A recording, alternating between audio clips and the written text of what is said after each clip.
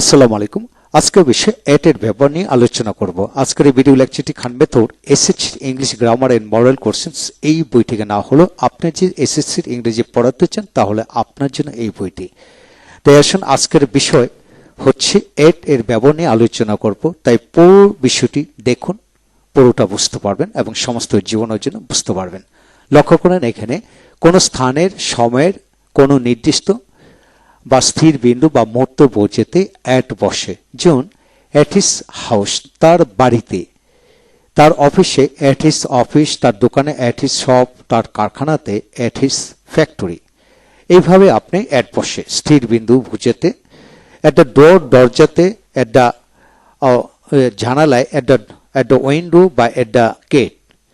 এভাবে at the post office, post অফিসে, at page 25 25 পৃষ্ঠায়, অর্থাৎ 10 পৃষ্ঠায়, 20 পৃষ্ঠায়, 25 পৃষ্ঠায়, 100 পৃষ্ঠায় এরূপ ক্ষেত্রে এট বসে। এট পেজ 25, 26, 7, 8, এট পেজ 50, 60, 100 এইভাবে। একটা বাস স্টপ, বাস যেখানে থামে ঠিক সেই জায়গায় যদি বুঝে তাহলে এট দ্য বাস স্টপ হবে। তারপর এট 50, এট 15 মানে 15 বছর বয়সে, অর্থাৎ এট দ্য এজ অফ 15 এইভাবে বলা যায়, বা এট 15 এইভাবে বলা যায়। তাহলে 20 বছর বয়সে, 10 বছর বয়সে, 20 বছর বয়সে, 70 বছর বয়সে এরূপ ক্ষেত্রে এট বসে। এখন আসেন এট ফার্স্ট, প্রথমে, অর্থাৎ প্রথম দিকে। একইভাবে এট 7 o'clock সকাল 7টায়, এট নাইট রাতে, এট মিডনাইট মধ্যরাতে, এট নুন দুপুরে, এট ডাউন সকালে, খুব সকালে, at the moment, at this moment এই মুহূর্তে, এট দিস পয়েন্ট এই মুহূর্তে, এট 5 5টায়, বা এট এজ অফ 5 অর্থাৎ 5 বছর বয়সে এই বোঝে। তারপর এট ডে লাইট দিনের আলোতে, এট দ্য এন্ড স্থান বোঝাতে। তারপর এট দ্য তবে, ইন দ্য এন্ড সময় বোঝাতে। At a time, at the point of death মৃত্যুর সময়। এরূপ ক্ষেত্রে এট বসে।